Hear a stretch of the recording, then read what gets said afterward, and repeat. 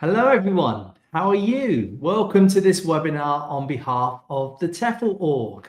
My name is Carl. I am a tutor here at the TEFL org. I do some online tutoring. I also do any face-to-face weekends you might go to become a TEFL teacher here in Northern Ireland where I live. I also work as an online teacher, an online examiner, and I have worked in many places around the world, such as China, Vietnam, Sri Lanka, Azerbaijan, Iraq, Spain, and Italy as an English as a foreign language teacher. So today it's a live webinar, and I'm going to be talking to you a bit about the proficiency exams that happen in this industry. I'm going to pick out a few and talk about sort of some of the statistics around them and a little bit into the advantages and disadvantages of each one. But please let me know where you are in the world today. It's always great to hear that. As I said, I'm here in Belfast, Northern Ireland, but we've had people from all over the world tuning into these webinars at various points in time. All your questions or any points you want to make come up on my screen as I'm talking. So please do get your questions in early. The earlier you get your questions in, the better. Great. So thank you very much for tuning in. Right, let's get started on this overview of English proficiency exams. So first of all, I'm just going to talk a little bit about exams in general, because maybe you're new to teaching and you didn't sort of know the types of exams that are possible in English as a foreign language, or maybe you've been teaching a while and you want to learn about some of the other ones. I'm going to explain a bit about, I think I've got about 8 different exams I'm going to talk about. But first of all, I'm going to talk about really why you'll have students that want to take these exams. Now, basically, there tends to be 3 different reasons that you can sort of categorize why people would take exams. The first one is academic, then there's professional, and then there's migration purposes. And sometimes it's a little bit of all 3 could be the reason why they're taking them. So I'll talk a bit about academic first. Basically, universities and colleges around the world, they basically want to check that their students can cope with the courses that those students are signing up for. So, for example, you've got a Chinese student wanting to do a master's in business administration, an MBA at an American university. It's not enough for the Chinese student to just say, I have an undergraduate degree with a high grade in business studies from my home country. What they've also got to be able to do is prove that their English level will be high enough to cope with the demands of studying in America, Australia, Canada, wherever it might be. Okay, so they would take this official proficiency exam. The university would then get the results, and then happy days, hopefully they can go to that university. Professionally, quite often you'll see that jobs advertised saying that there needs to be a certain English ability, and these are jobs that are advertised in non-English speaking countries. So these are certain jobs where employees will have to talk to customers around the world, might have to talk to different offices around the world, and those exchanges would be in English. And in order for someone to get that job, they have to be able to prove that their English is good enough to work for that company. Then the third option, and quite often this goes in with the higher education at least, is that a country would want someone migrating to that country to prove their English level so that they can, in theory, integrate into society more easily. And they can, for example, get jobs more easily. They can make friends, this kind of thing. They can settle in a country more easily. And you'll see this, for example, in my country, the UK, if someone wants to migrate here on a work visa or a study visa, that goes with the higher education, then the government will also say, okay, you need to prove that you have this level of IELTS, this level of Trinity, this level of Cambridge, in order to be allowed to migrate. And this isn't just a UK thing. This happens in Canada, Australia, America, amongst other places. And you would maybe teach the students to pass this test in order for them to migrate, get a new job, or to start university. So I hope that makes sense. Please do say hello. I can see some hellos coming in. It's always good to see people around the world tuning in. Also, if you've got any questions or any points you want to make, please do put them into the chat. If you're watching on YouTube, LinkedIn, however it'll appear on my screen. Right, so the first one I'm going to talk about is the TOEFL test. It stands for Test of English as a Foreign Language. And you'll see a lot of these exams have acronym shortened letters, abbreviations to give them the name. So the TOEFL test has quite an academic English focus. So it's sort of seen as an exam to prepare students for academia. So they would test things that some of the skills that are needed in order to be a good academic. It can be taken on a computer or it can be taken on paper. And you'll find that a lot of these exams I'm talking about today, this option is very true for most of them. Not all of them, but for most of them, okay? Now, the exam takes about 2.5 hours. Now, it can take longer, but generally it takes about 2.5 hours. It sort of depends on a couple of factors, and that's just something to bear in mind. All of these exams, they don't sort of have a standard length of time. Some could be quite short, some could be quite long. This exam is quite popular in China, Japan, South Korea, and in India. And the sort of reason why this could be is that obviously a lot of Chinese students go abroad to study, same with a lot of Indian students. With Japan and South Korea, it's more of a marketing thing. So all of these exams could generally be taken in lots of different countries.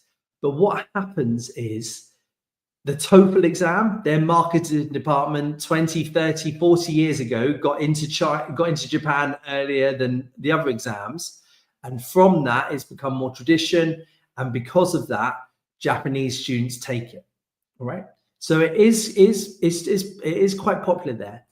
And as Craig is putting that in the chat, he also teaches it in Saudi Arabia. So yes, just because I say these are popular here, it doesn't mean they're not taken in other countries. It just means that they are most popular there. Okay. Now there's about 2 million people taking this test every year. Now, a lot of these statistics that I've found and we'll talk about today, they come from, I hope, reliable sources, but not always from primary sources. So this is just sort of a general number. A lot of these exams around the world, they don't release the numbers of people that they are taking. Now, some do, especially if they're registered companies on things like stock exchanges, but a lot of them don't release the number of tests that are taken. The other thing is the price. I'm not going to go into the price of how much it would cost to take these exams because that does vary country to country. All right. The other thing I want to say is that basically all of these exams have some sort of test of listening, speaking, reading, and writing. And how they test it is different for each exam. And it would just take me too long. I'd have to do a separate webinar on each one in order to talk about them all individually. But basically, just think of the 4 main skills, and they generally get tested in all of the exams. So that's TOEFL. And basically use this as a starting block to go and do some further research.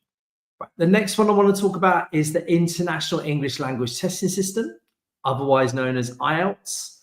And this has been for many, many years paper-based, has quite recently, I think, in terms of exams, gone on to computer-based. And students tend to get a choice depending on where they are in the world and depending on the centers that are nearby, or whether they want to do it by computer or they want to do it on paper. Some centers just offer paper-based if they are generally quite big centers and they've got lots of people taking the test at any one time. It's used a lot for academic admissions, especially in the UK, and it's also used a lot for immigration. For example, you can take this test in order to prove that your English level is good enough to get to a certain country. And you will get students that will want to take the test for immigration and not want to take it for academic admissions. It has two different modules. One is called the academic module and the other one's called the general training module. And the main difference is between the writing and the reading for these ones, okay? So there will be different types of tasks they have to do within those two.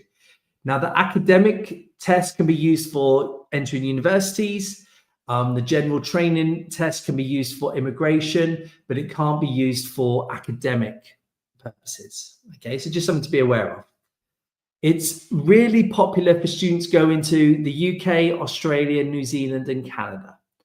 It is less so for students going to America, but these four are quite big in terms of migration. These are really quite popular. And you'll see that there are about 3 million tests taken per year. Now, some of these are students taking them over and over again until they get the grade they want. It's not 3 million different people, but there are about 3 million tests taken per year. So it is, I think, probably the biggest English test that's out there. Okay. Hello, everyone. Hi, Charles. Thanks for tuning in. Hi, Raminda. Hi, Geetha in Canada. Hi, Marilyn. Good to see you all. Thanks for tuning in. Right. PTE Academic, and that's the PTE stands for the Pearson Test of English. And this can be used for admissions to universities. It can also be used for visas. Now, with the visas, you've got to make sure that the country that your student is going to, if they haven't found this out already, and they probably have found it out themselves, but if they haven't, you've got to make sure that the test that they are taking is eligible for the country they are going to, because each country has different tests that make it eligible. It's the same with universities. Some universities will accept, for example, a PTE test and the IELTS test, but they might not accept something like the Cambridge test. So again, they've got to work this out. Now, quite often the students do work this out themselves, but it's something that they might come to you and ask for a bit of advice about. The PTE test is fully computerized, and I think it's completely marked by computers. There's no human examiners in this one, whereas with the IELTS test, the student will spend time speaking to a live person, either face-to-face or face-to-face online. But the PTE test is completely computerized. It's taken by about 700,000 people a year. So you can see it's less than IELTS, less than the TOEFL test, but it is still a fair number that take it. And it has been gaining ground on other exams. And one of the reasons being is that I think the results can come through quite quickly on it. But you really do need to check with the PTE exam that it's eligible where they want to go, because it's not necessarily eligible. It's also, there's not as many centers around the world that they can take it. There's a fair few number, but it's not as widespread as, for example, IELTS would be. Okay. All right. The next one is the DuoLingo English Test. So you might know DuoLingo from the app on your phone where you can learn another language. I've been learning Spanish and a bit of Japanese on mine. Now, this DuoLingo English Test is very, very popular with sort of the younger generation. Okay. They seem to be a bit more open to it because it is fully computerized. However, it's not generally accepted for immigration. It's used for admissions. So quite often a university might accept the DuoLingo test in order to say, yes, your English is good enough to be on our course, but they might say, but you also need to take a different exam because our government won't accept the DuoLingo test for visa purposes. And I'll go into it a bit as to why that could be true. It can be taken at home on your computer. So a lot of exams, the students have to go to a special examination center. Okay, with the DuoLingo English test, they can take it from their house. Now, that can work pretty well, but it can also cause some issues. For example, in terms of the technology that the students have to install on their computers and things like that. One of the reasons why it has been gaining ground in Duolingo and it is getting really quite popular is it's a lot cheaper than some other exams. Okay. But as I said, it might be cheaper, but it's not as widely accepted, especially in terms of visa purposes. And also some universities don't accept it. Now, one of the reasons why it's generally not accepted so much for visas is because there are concerns about security. If you take it at home, could you have someone helping you? Whereas if they go to an exam center, there's less chance of cheating. Now, Duolingo would dispute this. They say they have good ways to make sure that someone doesn't cause and doesn't cheat and things like that.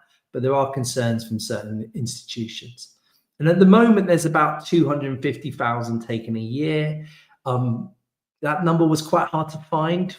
Again, it was second-hand information, but that generally seems to be the number that are taken.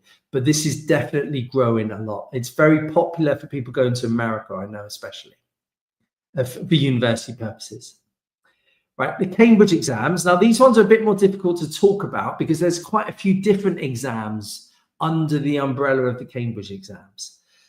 There's kids exams and some adults exams, and they sort of change depending on the different proficiency. So with IELTS, there's only one exam, for example.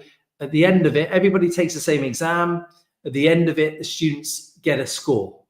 With Cambridge, it's slightly different because they have to choose what exam they go for depending on the level that they want.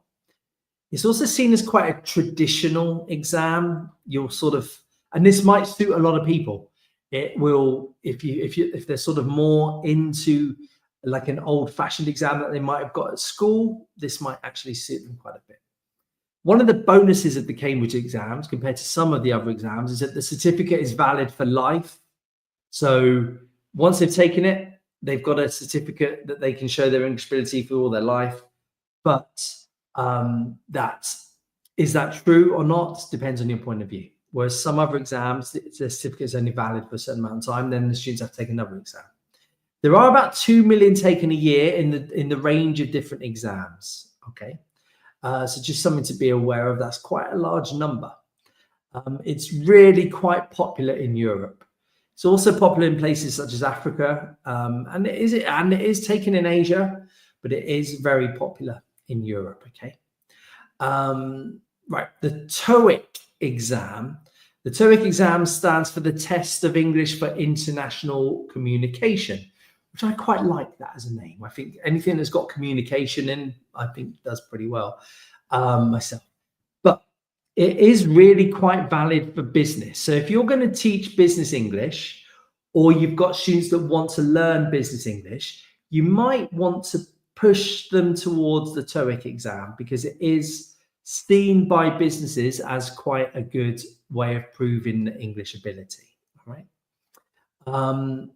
There are different versions of it, and I don't look. I'm not a big expert on the TOEIC exam, so I don't want to go too much into different versions. But basically, some of them focus more on reading and listening, whereas others tend to cover more of the 4 skills. So it might, if you've got a student that's very, very keen on reading and listening, and they're going for a job where they've only got to use their reading and listening skills, I doubt it. There's probably the other skills as well they've got to use. But if that's the sort of thing that they're going for, it might be something to sort of push them towards. And again, there's about 1 million taken a year, which is quite a large number of tests to be taken. All right. It's really quite popular in Japan and South Korea, the TOEIC test. Again, it is taken in other places around the world, but it is really quite popular. Please, if you've taught any of these, please do put in the chat. Let me know if you've got any tips for anyone or anything you found useful, or if you don't like the exam or you do like the exam, please do say why. Also, I should say there's some links going in on Facebook and YouTube to each of the exams for you to have a look at more information. Right, next one I want to talk about is the OET exam, which stands for the Occupational English Test. Now, what this is tailored for, and is really only specifically for, is for healthcare professionals. So you're talking about nurses, pharmacists, doctors in general. I'm sure there are others beyond that, but they're the main 3. For example, you're a doctor in Africa, you want to move and become a doctor in the UK or the doctor in Ireland, you might take the OET exam because this is an exam that is aimed at medical professionals, okay? And it's also recognized by healthcare boards. So, for example, in the UK, we have the NHS, National Health Service. They recruit a lot of doctors and nurses from abroad. They would say to the nurses that want to come, take your OET exam so you can prove that you have medical English. And they take that exam and it works really well. They can get a job through that. And there's about 100,000 taken annually. Now, that might not sound like many if you're going to get into sort of teaching them, but this exam is really useful for people to get a good job. You know, if you're a doctor or you're a nurse, you tend to be quite motivated to get to another job, to make more money, to have a better life abroad, supposedly. So there's 100,000, but the students are willing to pay and the students are willing to be quite motivated to work it. And it's generally aimed at people wanting to move to the main English-speaking countries. So it's aimed at people who want to come work in Canada, America, Australia, New Zealand, the UK and Ireland as a doctor or a nurse. Right, the Trinity College London exams. So Trinity, if you Google Trinity exams, I'd also go for Trinity College London. Put that in as well. Okay.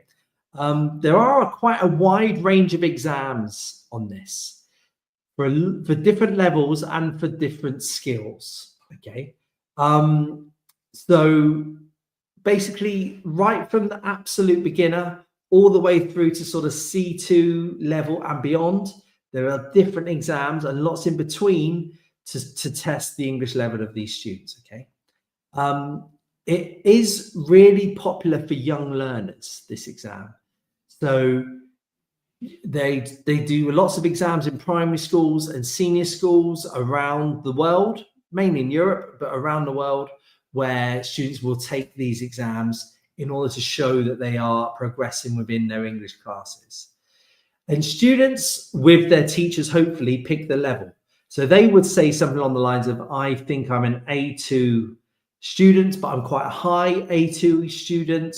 They then take the exam for the A2, the higher A2 level. They then do that exam. And the good thing about that is the students can see a lot more sort of things that they're being asked on the exam because there's lots of information on the website. But it's also pretty good because they're not going to be sat in front of a listening or a reading test that's going to be way too difficult for them. Okay, so the students get to pick the level. It can be used for immigration and professional situations as well. I know a lot of civil servants in Europe take this exam in order to prove their English.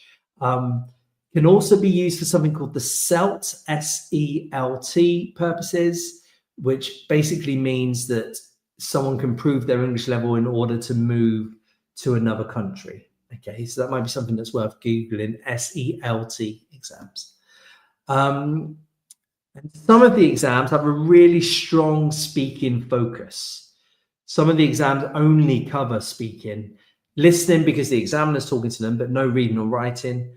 And this can be really, really good for students that want to be able to prove their speaking level.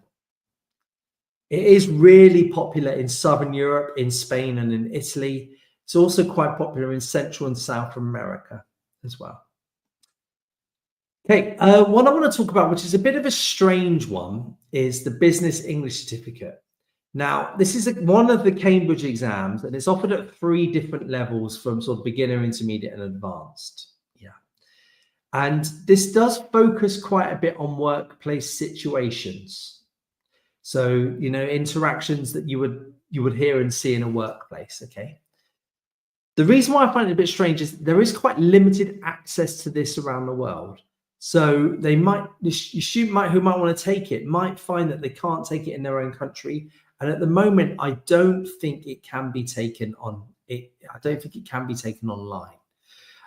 So it's really, really, if you get someone saying to you, I want to learn about the Business English Certificate, you might want to say to them, okay, have you checked you can take it in this country?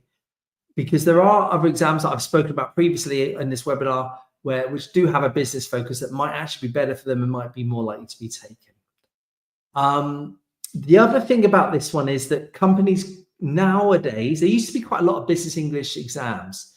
Companies nowadays might want, and they advertise for a more generally rounded user of English and beyond business English, if you see what I mean. And some companies do sort of say, I want different, I want some with a wider focus of English. Okay. But it might be worth having a look for. Right? Now, just some of my final thoughts on this. So please, if you do have any questions, do put them in the chat or any thoughts. Right, there is not one perfect exam.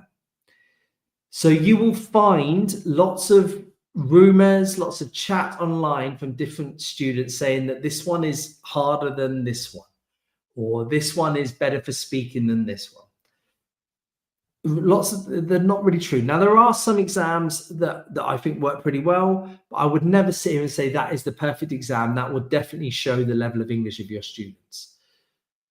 So don't sort of think about it. What it tends to come from is the one that they take tends to come from what is determined by the purpose.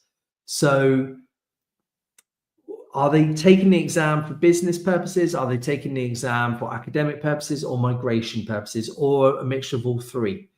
Because which one of those tends to work on which one they should take. Okay. Also, money and location that the student is in can be important. Some of these exams are quite expensive compared to like the average wage in a country. Some of these exams can't be taken in quite rural areas. And also some of these exams need really good internet in order to do it. If students don't have this, it can be quite tricky. I have taught in countries such as Sri Lanka, where there's sort of only 2 places in the country to take the IELTS test, and people have to move quite far to get to one, or to get to an exam center. So the location can be quite important. Also take note of the student's confidence with computers for some of these exams.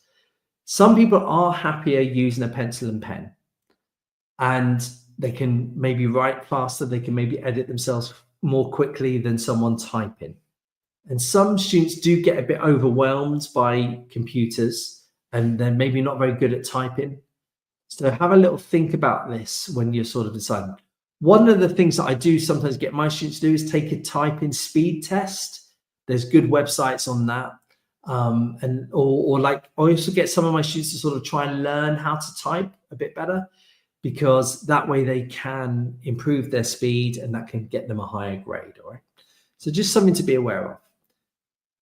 The final thought I'm going to say about all of these tests is, if you want to teach them, now whether that's you go work for a company, and that company, the school tells you are teaching the TOEIC test, you are teaching the Trinity test, or if you want to teach online and find your own students, whichever one you want to do, the best way to do it is to take the test yourself.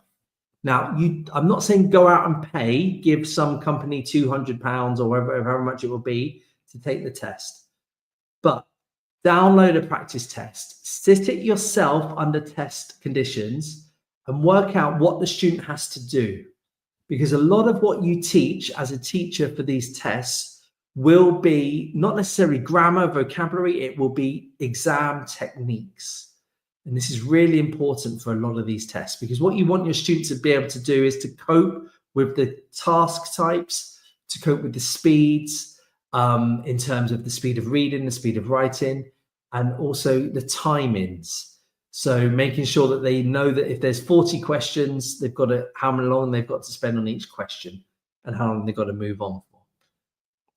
If you know this, that's really half the battle when you actually come to teach it. Okay. Thank you very much, everybody, for bearing with me as I go through that. Okay, we've got a couple of questions sent in here. Yeah, but please do put your questions in the chat there. Got a question from Mike near Los Angeles. Hi, Mike. He wants to know what's the best test for my students. So again, I can't answer that. you've got to speak to your students and find out, Mike, what they want to take. And if you've got a student that comes to you and says you have no idea, they have no idea which one they want to take, which one do they recommend, which one do you recommend? Basically, you've got to find out what their purpose is for taking it. You might have to do a bit of research with them. If they want to go to a specific university, what university it wants, what in terms of what tests, also what grade they need, and then go from there. But generally, the bigger ones tend to be accepted more widely. Okay, so just something to think about. Okay, another question from Steve. Steve there in London. Hi, Steve. What to do if you've got a student that has failed the test many times? Right. Okay, that's an interesting one, Steve. So you've got to find out why they are failing. And if it's for a specific skill. So if it's the reading, you've got to do a reading test with them and find out where they are going wrong. If it's a writing test, you've got to read their writing under exam conditions and just work out, is it their grammar, is it their vocabulary, is it their paragraphing, what is it that's causing them to fail? And you go from there. Now, and sometimes if they have failed this exam, and if it's an important exam for them, a lot of the time it's just they've completely lost their confidence. So for example, if they are doing their speaking exam and they haven't got the speaking grade that they want 3 or 4 times, they then are in front of an examiner, then they're really, really nervous. That can be an issue. So basically just you've got to research, maybe build the confidence, but also you've got to maybe teach the lacks in terms of their English knowledge that they have. Okay. I can't see any more questions there. I hope that you did find it useful. So what I would say is, oh, there's another question there. That's from Sarah. Hi, Sarah. Which exam should I teach as an online one-on-one teacher? Right. Okay. Well, that's a tricky one. So you could go down the route of so I basically think that she's trying to find her own students. Okay. Now, if you are trying to find your own students, you could go for the bigger exams, such as the IELTS test, the TOEFL test, or the PT test, for example. However, you've got to think that there's also a lot of teachers trying to get students that are taking those exams. So you might want to sort of think about your marketing. Do you go for after one country? Do you go after people that are trying to get a specific grade? That kind of thing. You might want to go down the route of trying one of the less widely taken exams, because there are probably less teachers going after it. And then that way you can then maybe try and tweak it with your marketing to find the students. You might also depend on the country that you're aiming to get students from. As I said before, some are quite popular in Japan. So if you want to get Japanese students, you would probably go down the route of going after the exams that are taken widely in Japan. The other final thing you might want to think about is in terms of resources that are available online. Now, it's always best if you're teaching one-on-one, I believe, to try and create your own resources. But if you can't, then you might want to take some other resources from other websites and adapt them, or look at what they're offering and try and use some of them in some sort of way. Or you might want to pay for a textbook that gives you lots of information on that. So I can't tell you the best one. Really, you got to sort of do your research and think, what would you be happy teaching? Does one of these teach the things you want to teach? You know, do you want to go down the more business route? Do you want to go down the more speaking route? That might make you sort of think about which exam you want to take. Okay. Thank you, everybody. I think that is the last question. Yeah, I can't see everyone. Thank you for tuning in. What I would say is, if you are thinking of teaching exams, it can be quite profitable in terms of one-on-one teaching, because students do tend to want to pay, are happy to pay in order to pass the exams, because they are quite important to them. The other thing is, schools around the world tend to charge students more for exam classes. And if you can say, yes, I am a Trinity expert, and you go to a country where the Trinity test is quite popular, that can help you to get a job. You might also want to go down the route of doing extra modules in terms of teacher training. So if you go on our website, TEFL.org, you can see that we offer extra modules in terms of teaching young learners, in terms of teaching business English, for example, and you might want to think about doing an extra module in teaching exams, because that can also really help you to get a job. Also can boost your confidence when you do go into the jobs. Thank you, everybody that's saying thanks. That's nice to hear as well. I hope that you did find it useful. More information about exams can be found on our website, TEFL.org. I hope you enjoyed this. Please also look at our website for things like podcasts that we offer. We also, if you've got any other questions, please do put that, send us a message for our website. We can help you with anything you have on your EFL teaching journey. Have a good day, everyone. Bye-bye.